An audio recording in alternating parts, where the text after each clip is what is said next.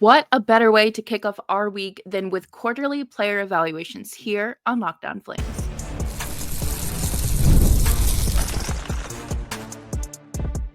You're Locked On Flames, your daily podcast on the Calgary Flames. Part of the Locked On Podcast Network, your team every day. Hello, everybody, and welcome to today's episode of Locked On Flames. As always, I am your host, Jess Belmosto, and thank you so much for joining me today. Today's episode is brought to you by Indeed. Still searching for a great candidate for your company? Don't search, just match with Indeed. Today, I thought it would be a great day to check in and do like almost quarterly evaluations. They've played 18 games so far this season, and some players are missing, some players have really shown up, and some players are getting by. Make sure you subscribe to Locked On Flames wherever you get your podcasts, as well as YouTube, and let's dive into these goalie evaluations to start the show. I thought that this was going to be an interesting decision to make for Ryan Huska. The goalie tandem or the rotation, however it was going to go.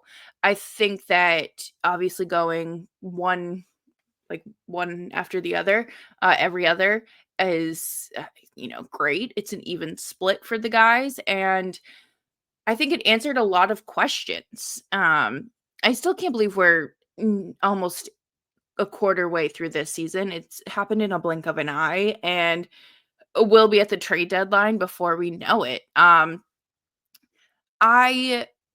did think that one of my, I don't want to say issues, one of the more interesting things that I saw Huska do, or we all saw Huska do, was go two in a row for each goaltender, Dan Vladar and Dustin Wolf.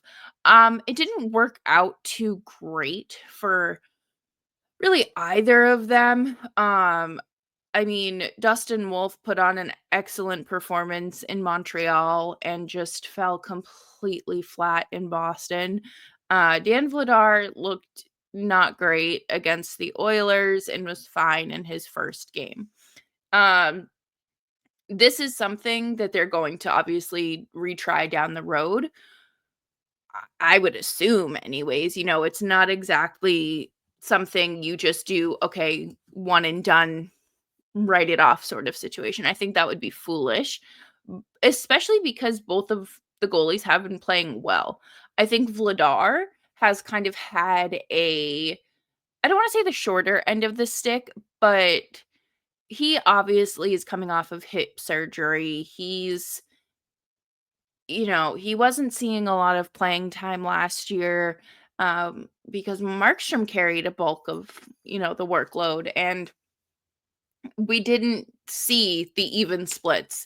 So it's a bigger responsibility for him this year, and he still hasn't even played 100 NHL games, and he's been in the league like 5 years. So that speaks to, he got 5 games with Boston before being traded to the Flames, and he's played 84 games. So, I mean, it is an unfair evaluation in terms of that, but I think it's safe to say that he is a backup goaltender. I don't think that he is cut out to be, your 50 to 60 game starter. I don't think that's realistic. But he's had some really intense starts, and to start the season, he obviously played that game against the Canucks, and that was a wild game. Played 9 games so far this season, 1 shutout, and has a .906 save percentage. And he's had, I feel like, a bulk of the harder starts. And not that not that Wolf has had easy performances or opponents, but I feel like it's lined up where Vladar is just getting a good portion of the tougher opponents. But he is projected to start the next game this week against the New York Islanders, which is going to be interesting because they are not a good team, not a good team at all. So we'll see if the Flames can get up for that one. And then Obviously, opposite Vladar, we have Dustin Wolf. Dustin Wolf is in his first full NHL season starting role. He earned his first career shutout on Friday against Nashville. And that is impressive. Nashville has obviously struggled this season and hasn't been up to where they would like to be or where people projected them to be. But for Vladar to be able, for Dustin Wolf to be able to silence them, that's pretty impressive. They were on the second half of a back to back, but either way, a shutout is a shutout, and it's about time that he earned his first one in the NHL. I cannot believe his save percentage, even after allowing four or more goals in 4 consecutive starts. Um, he's at a 921. Real starter numbers right there. Obviously, only through 9, but it's still something. It is still something to look at. He has a 2.53 goals against average. One thing I found very interesting was that he has faced more shots than Dan Vladar. He has gone, 292 compared to Vladar's 256. So that's like what, 40 more shots? That's impressive. I mean, it's not something to just write off. We all knew that Dustin Wolf was a great goaltender coming into the season and coming into the NHL.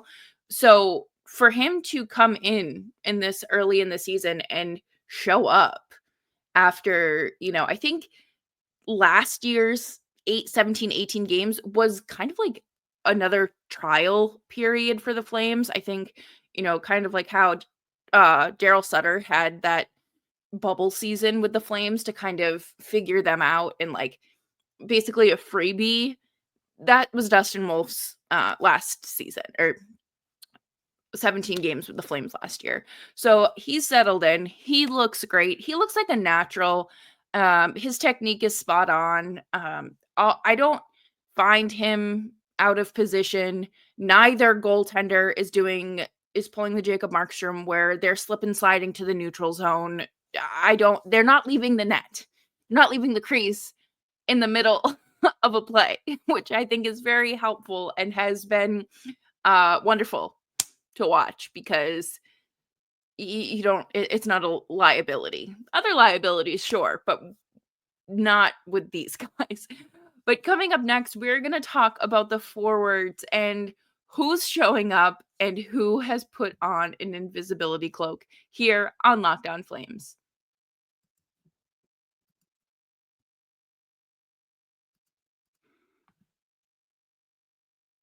All right, Flames fans. Prize Picks is the best place to get real money sports action with over 10 million members and billions of dollars in award winnings. Prize Picks has made daily fantasy sports accessible to all. You just pick more or less on at least 2 players for a shot to win up to 100 times your cash. Run your game all season long on Prize Picks. Prize Picks is the best way to get in on sports action in over 30 states, including California, Florida, Georgia, and Texas. Prize Picks is the best place to get real money action. Join over 10 million users today. Sign up today and get $500 instantly when you play $5. You don't even need to win for that $50 bonus. It's guaranteed. Prize Picks also offers weekly promotions that can lead to big payouts for you. Download the app today and use code Locked On NHL to get $50 instantly after you play your first $5 lineup. Download the app today and use code Locked On NHL to get $50 instantly after you play your first $5 lineup. Prize Picks, run your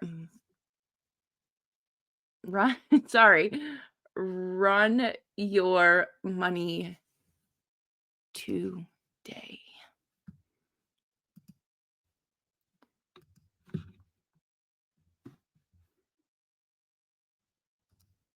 Thanks everyone for hanging out with me today on Locked On Flames. Make sure you are subscribed wherever you get your podcasts, as well as YouTube. The forward group has been an interesting group this season, to say the least. There's obviously been some changes. And not even just changes in terms of players leaving or returning, but you're seeing different responsibilities and different asks for every player. Not every player, but a good chunk of them, you know. But let's start off with your forward points leader, Jonathan Huberdeau, with 10 points through 18 games rather. 4 of those points came in one game. It was a home opener against the Flyers. So, it's not like they're spread out. We're still seeing sporadic scoring from him. But he's had 2 points in his last 5 games.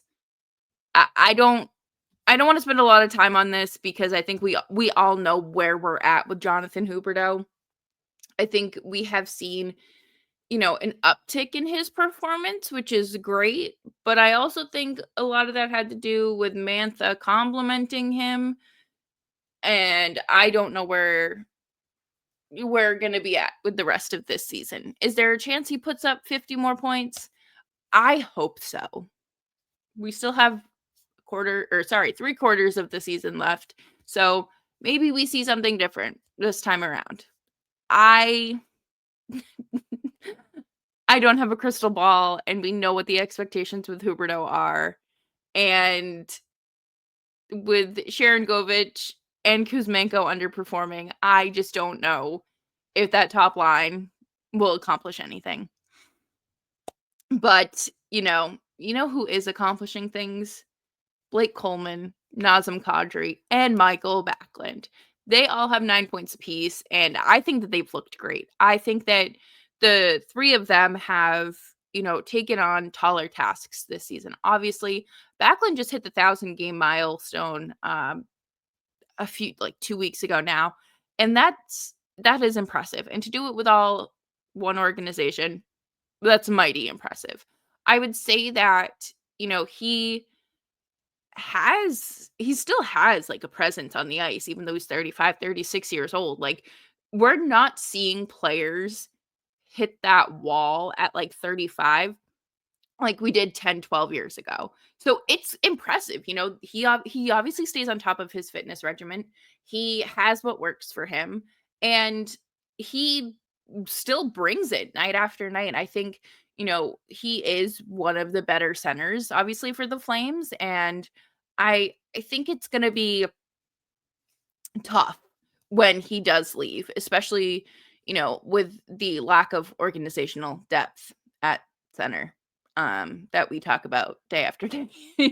But he is a great player, adds a lot of value to the team, and we're going to see where this season takes him. Nazem Kadri, another fantastic center for the Flames. I know a lot of people feel like they're never going to tear it down to the studs and rebuild because there's too many veterans. They shouldn't have signed Kadri, whatever the case may be, or they should explore trading Kadri. I think Kadri is a fantastic asset to this team.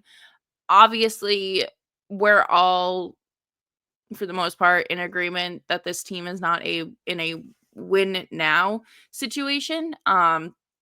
But I think that Kadri adds a lot to your team. Obviously, fantastic center, um, consistent offense, but he did a fantastic job with Pospisil and Zary last year.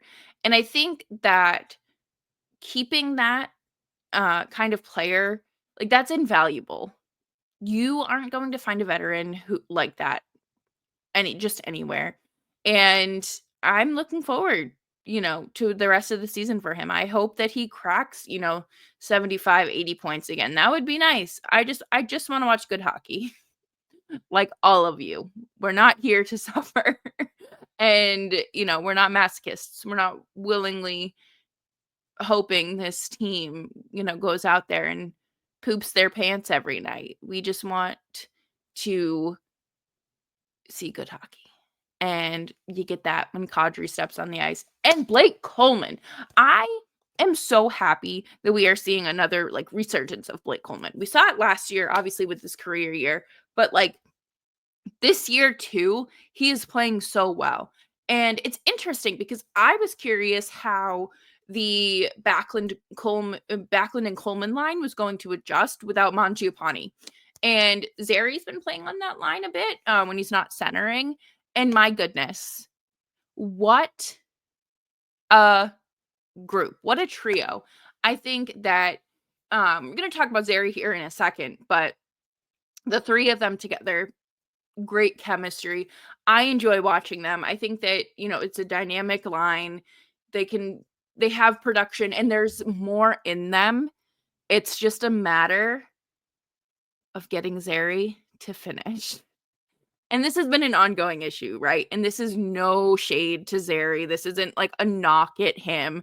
He has had a lot of responsibility this season between bouncing back and forth between center and winger. And I think that I personally think he's a better center. Or at least the team looks better when he's at center. Maybe it's just a coincidence. I don't know. I don't have any sort of data to back that up other than the eye test, but he has 8 points playing on the wing with Coleman and Backlund. I like them together. I think that the biggest issue or concern would be, of course, the net front presence, playing off the rebounds, not being afraid to get down in there and not stopping. Like, just keep going, keep shooting, keep rebounding, keep sticking your stick in there and just do it. I think that if he can excel in that, we will see an uptick from him. And I think that I don't want to say that's like an easy ask of him, but he is more than capable of doing that. It's just a matter of him getting adjusted and practicing it more and putting it into and implementing it in real time. But I did want to talk about Matt Coronato and real quick here. 7 points in 13 games. That being sent back down to the Wranglers really rejuvenated him, breathed life back into him, and kind of lit that fire under him.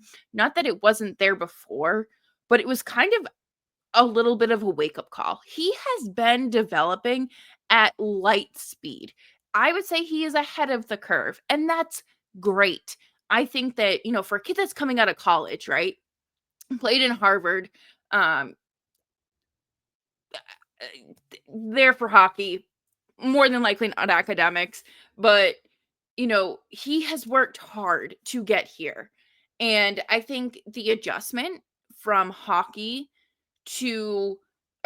college hockey into pro hockey has been, like it was seamless, almost seamless for him. He's had huge clutch goals and he is going to be such an incredible hockey player. An asset to this team moving forward. And I'm so excited to see where the rest of this season takes him. Sharon Govich, I want to touch on real quick as well. 2 goals in 11 games, started the season injured, has not looked like himself. And that's really tough because the Flames just signed him to a 5-year extension. Don't really think that there's anything to do there. Maybe just give him a little bit of time to settle in more. Hope that he hasn't regressed to his New Jersey Devil self and gets back in there. And speaking of regression, Martin Pospisil has 1 goal in 18 games.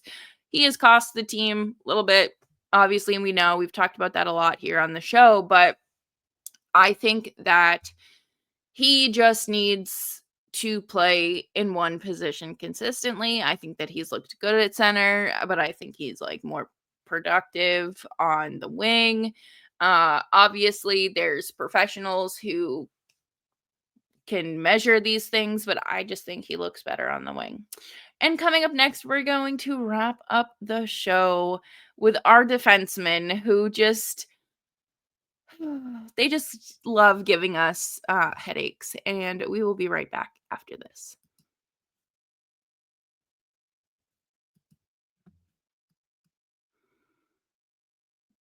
We're driven by the search for better, but when it comes to hiring, you don't need to search. Don't search, match with Indeed. If you need to hire, you need Indeed. Indeed is your matching and hiring platform with over 350 million global monthly visitors, according to Indeed data, and a matching engine that helps you find quality candidates fast. Indeed doesn't just help you hire faster. 93% of employers agree Indeed delivers the highest quality matches compared to other job sites, according to a recent Indeed survey. Leveraging over 140 million qualifications and preferences every day, Indeed's matching engine constantly learns from your preferences. So the more you use Indeed, the better it gets. And listeners of this show will get a $75 sponsored job credit to get your jobs more visibility at indeed.com/locked on. Just go to indeed.com/locked on right now and support our show by saying you heard about Indeed on this podcast. Indeed.com/locked on. Terms and conditions terms and conditions apply. Need to hire? You need Indeed.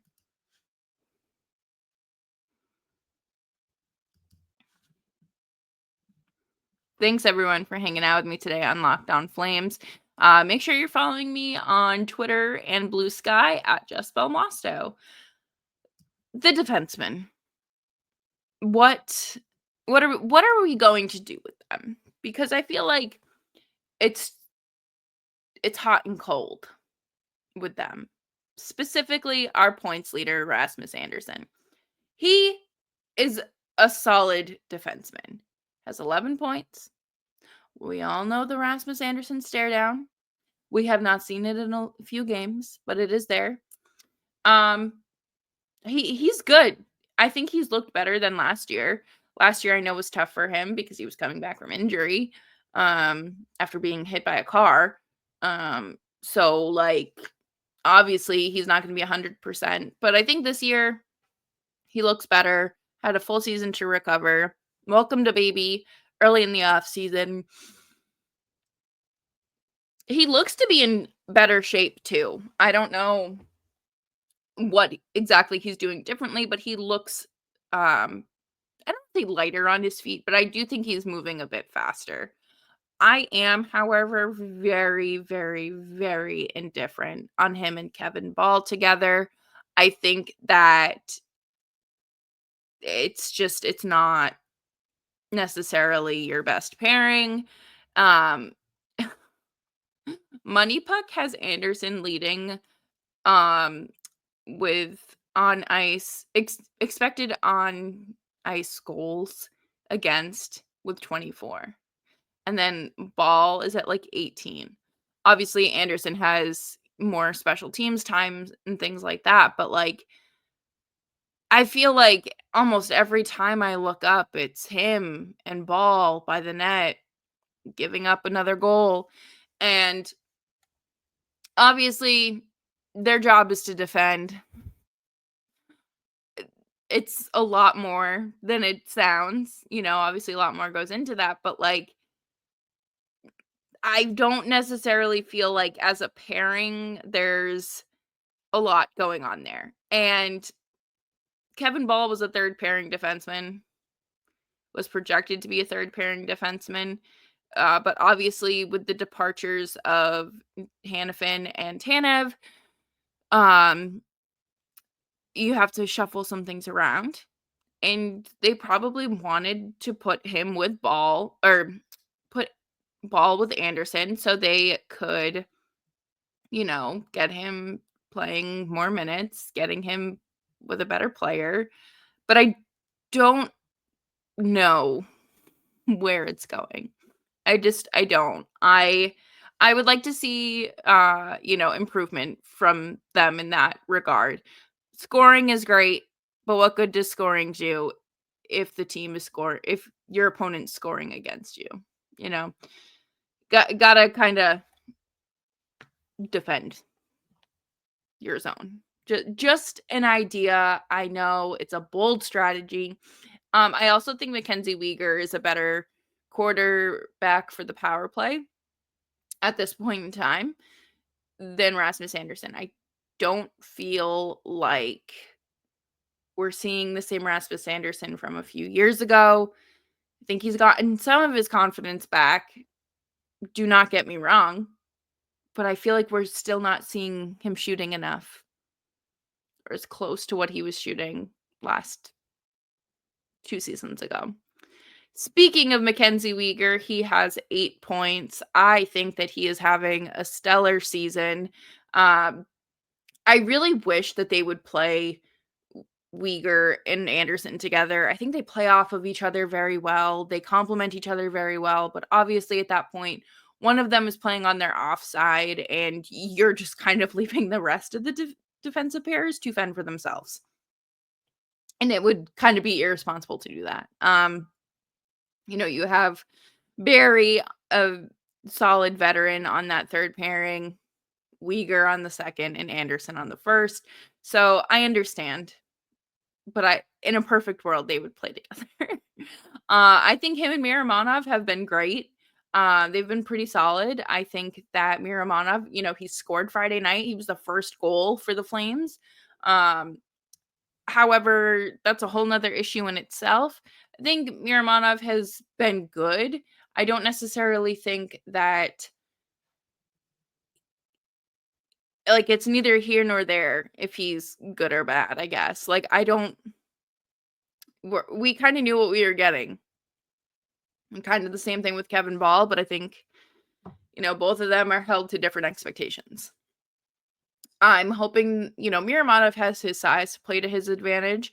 And I hope that,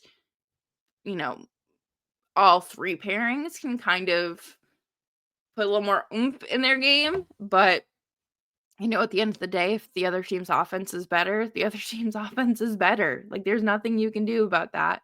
Just try your best. But I do think that Weegar and Miramonov have been the best pairing of the 3. I particularly don't see them taking same penalties or I don't want to say giving up, but there's finish to their defending. Thankfully, it's not like Evan Bouchard who just threw it into neutral.